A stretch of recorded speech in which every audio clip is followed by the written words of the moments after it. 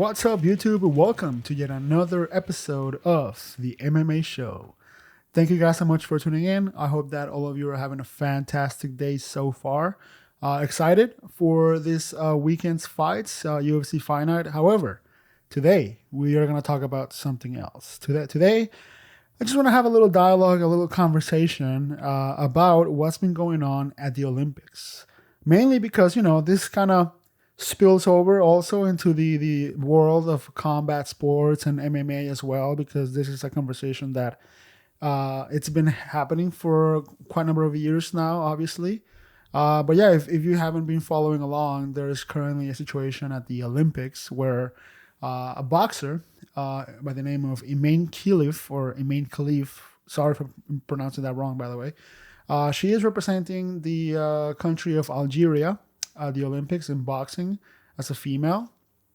And I just want to start by saying the amount of respect that I have for anyone representing their home country at the Olympics, at the biggest stage there could be. That's respect. And I have that for anybody that's there right now competing. And I just want to start off by saying that. We've been told two things, right?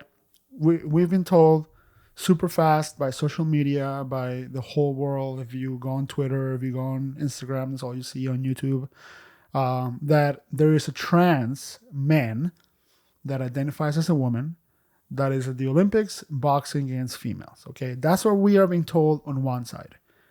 On the other side, we're also being told that no, actually, and a lot of people kind of jump the gun, but the other side is telling us, no, Iman Khalif is actually born a female and doesn't identify as trans, and met all the requirement criteria to compete in the women's division, obviously.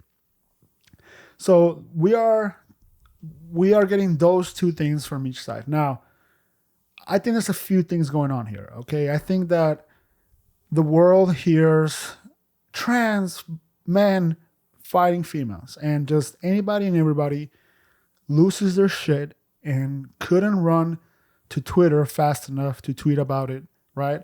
That's why, very, very shortly after it gets announced, we get tweets from people like Jake Paul, from people like Logan Paul, like they feel they have to say something about the situation. And you got Jake Paul saying that this is disgusting and this is a disgrace, right? Okay. So again, I'm not on a side right now. I'm breaking this down, and then I'll talk about, again, more of the facts. But we have that. And then we have right here this little paragraph that, I wanted to read into the situation. So basically what happens is that she's been boxing this whole time as a female, right? She was also competing in the past Olympics in 2020. So she competed there. So why was there no outrage back then, right? I don't know. Again, I just think we live in a crazy world right now where people love to just get clicks and get views. So they immediately rush to one side, right? Without really doing any type of investigation. All they care about is a headline, right? I'm not saying I'm investigating this super further. However, I'm just reading some more of the truths from both sides, okay? Both arguments. So we do have here that she's been competing as a female this whole time, and that she has won, competed in tournaments since 2018, 2021. And then in 2023, she was disqualified for having high levels of testosterone and for also having XY chromosomes, right? Now, I don't know enough about this as far as had she been tested before, right? Like in previous tournaments or in previous fights. According to this, maybe not, because they never disqualified her, until 2023. But then what happens is that organization, the IBA, that ruling basically went away because they lost their Olympic status, basically. So then the other organization that stepped in was the IOC, I believe. The IOC. So that's another topic, by the way, that I want to mention too, is that boxing is a fucking nightmare because you have dozens, if not hundreds, if not thousands of organizations just running one sport, right?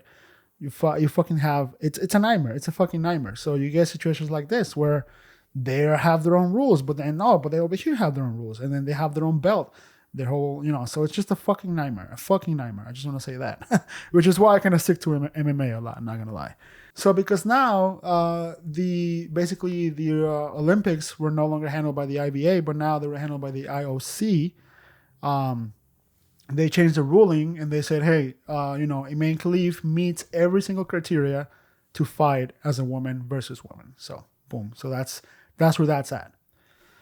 But then the IBA then puts out this little statement, or I don't know exactly if they put it out, but it's interesting. I'll kind of read some of it. On 31st July 2024, regarding their 2023 decision, the IBA stated, so this is a year later. This is a year after they said this person is disqualified, right? They stated that Khalif and others did not undergo a testosterone examination. So, what? Right? That in itself is fishy. However, they were subject to a separate and recognized test whereby the specifics remain confidential.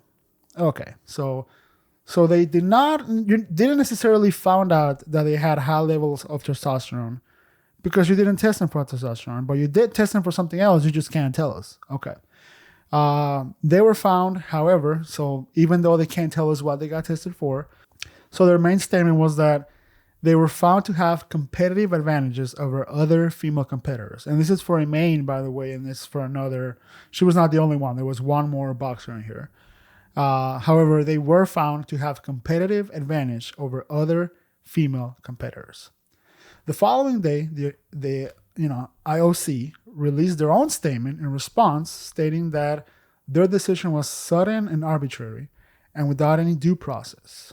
So, again, we have two organizations saying two different things, right? I don't want to get too much into this because it's a fucking rabbit hole, but essentially, to break it down, the truth, right? The truth that they want to stick is that Iman was born a female and that she's never been a male and that she has never even identified as trans and that she's just been a woman and that maybe last year she just had a rare case of high testosterone, which now we have doctors coming out saying, oh, it's actually not rare for a woman to have high levels of testosterone and have an XY chromosome. Okay. So now you're changing slightly medicine. Now you're telling us, oh, actually, women can also have, oh, okay, all right. Well, again, I don't know where to be in this because I don't know what side to believe, right? This is what I believe, okay? And by the way, I have my own opinions and you have your own opinions. I respect your opinions. So if you don't necessarily agree with what I'm about to say, then that's okay, but you don't have to hate me. We don't have to share the same opinions about everything and anything, That's the whole thing about free will is you can literally have what you want as long as we're not hurting each other with our own decisions. I think we should be okay. And again, I don't mean to get political. However, I do believe that if you are born a male, right, and you grow up a big chunk of your life being a male, and then you transition into being a female, right, I don't think you should be allowed to compete against females. I mean, there is a clear advantage in other situations that we've seen. The one other famous one was Leah Thomas. Leah Thomas it's a different situation, by the way, because Leah Thomas was in fact born a male, and she in fact identifies as trans, and there's also a clear, visual, physical advantage that you can see. Broader shoulders, taller, wider, longer arms, longer legs.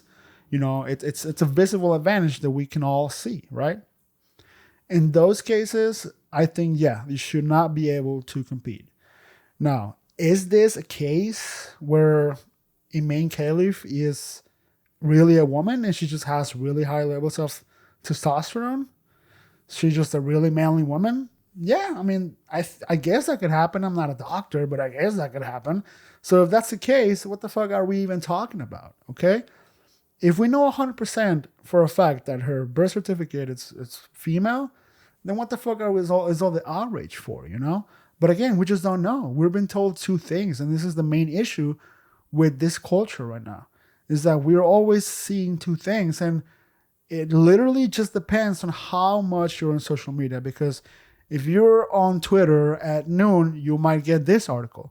But if you're on Instagram at 4 p.m., you might get this other article that says the complete opposite, right? So again, we just don't know for sure. Now, the main reason why I have my belief that biological males shouldn't compete in combat sports against females is because it's a bit hypocritical, right?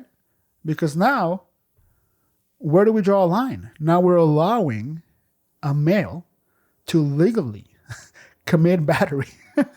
Sorry, it's not funny. It's not funny, but now we're allowing a man to go and legally beat the shit out of females, right?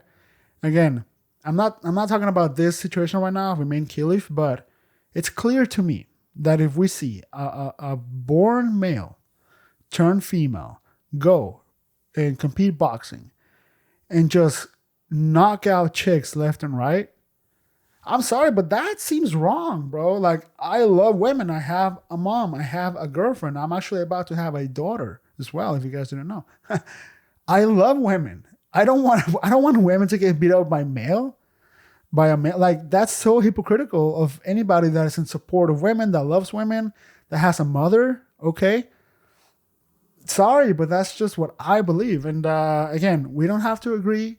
I hope I don't offend you. I hope I don't get you pissed with anything that I just said. I just want to state that I don't believe biological males should beat up women. That being said, we don't know if Imaine Khalif is a biological male. What we're getting right now and what the scale is tipping to is that maybe she's not. Maybe she just looks real manly, right? And people jump the gun. The other side of the coin is that, hold on. I have a new segment on the show, okay? The conspiracy glasses. Whenever I'm about to talk about some conspiracy, I'm going to put on the glasses, all right?